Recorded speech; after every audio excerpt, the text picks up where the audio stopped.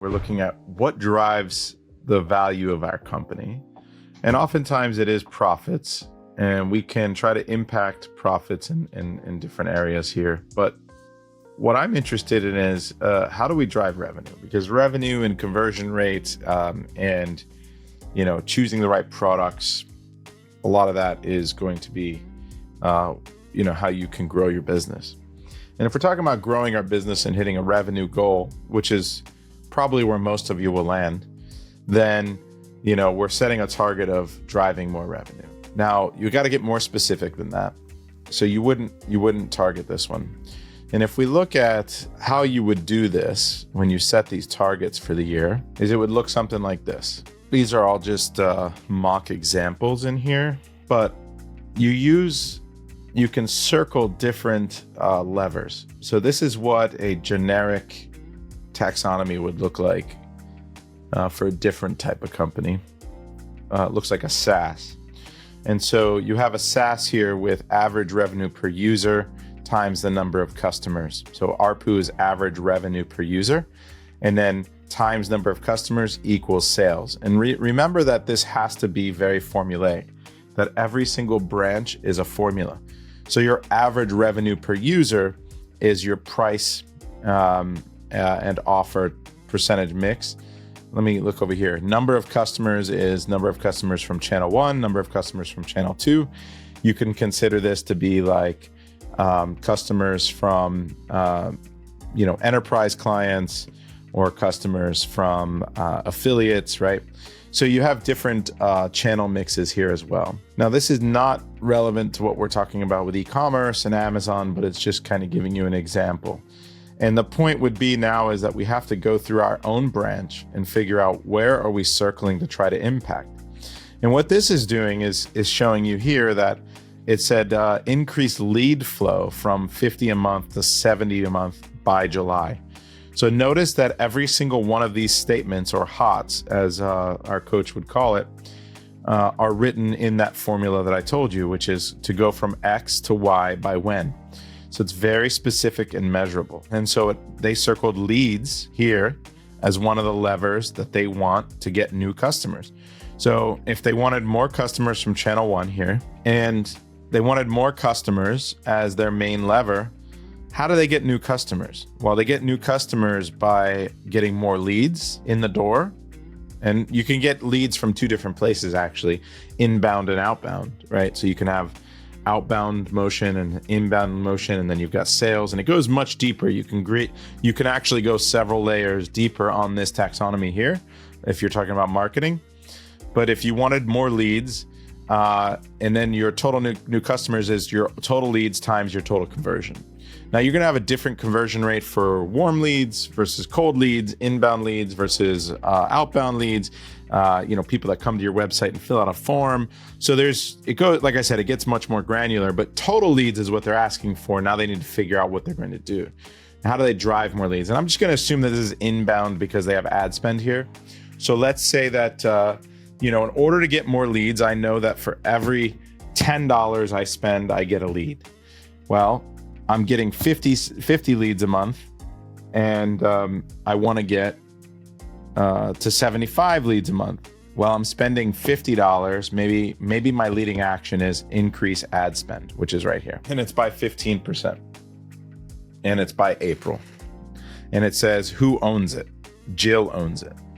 And then you're going to also test TikTok as a source of leads, not just your ad spend. So Steve is going to test that. So you have other who, what, when, measured how leading actions, and not just ad spend here, but there are other ways to get leads. And so you have to draw out all the different ways to get leads. Hey, if you're enjoying this content, you're going to love the masterclasses that we host on a regular basis. We've got over 1,000 members in our private community, and over 400 of them are already doing over $1 million. We regularly host masterclasses with hundreds of students, and you can find out more below. Join us. So let's look at our example so that we can try to pick our levers. So if we're looking at our example and we look and we zoom out of our giant taxonomy that we have for you guys, right? And we were like, okay, well, we're not We're not necessarily going to pull the lever of capabilities, but we could. And I know this is small for you guys, and I apologize. I'm trying to zoom out so you can see it all. Just a big picture view, and then we can zoom back in. But if we were looking at improving our gross margin, let's say that we weren't going to impact revenue too much and we wanted to increase our EBITDA in order to sell the business, and we weren't going to launch a lot of new products because that can be pretty pricey. But like in the next year, we're thinking about selling our business, so we want to increase our gross margin, our EBITDA. Well, a way to do that would be to impact gross margin, and gross margin is a combination of our COGS, so our actual cost of goods, the Amazon fees, which we can't really impact too much because we have fulfillment fees and we have the commission, so that's kind of stable, right? And then we have our storage costs and our logistics costs, right? And this is made up of our 3PL and our Amazon storage costs.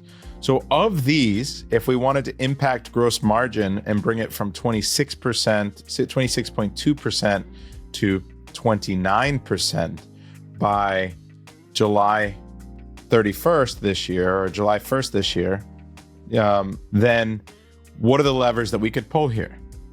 Well, we could, and let me zoom in here for you so you guys can see it a little bit better.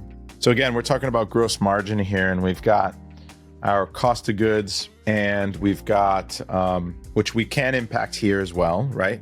So we can reduce how much our products cost, maybe find additional suppliers.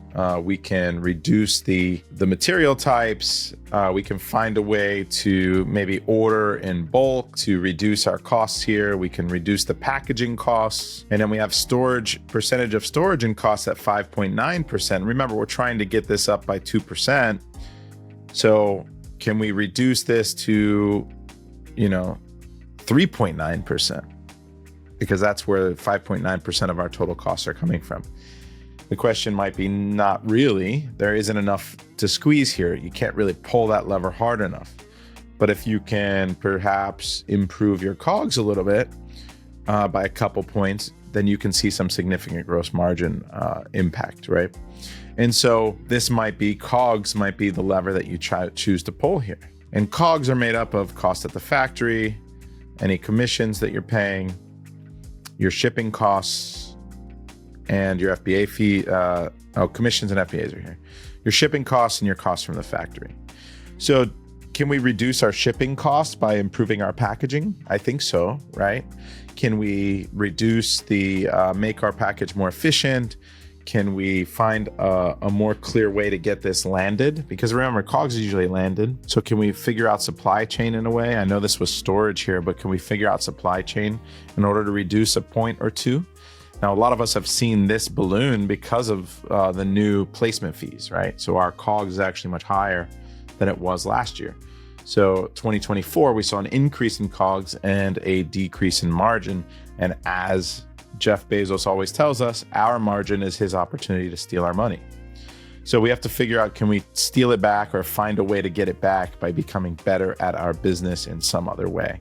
So you would select one of these levers potentially to impact this year in order to impact the revenue from your existing and then eventually your future SKUs as well.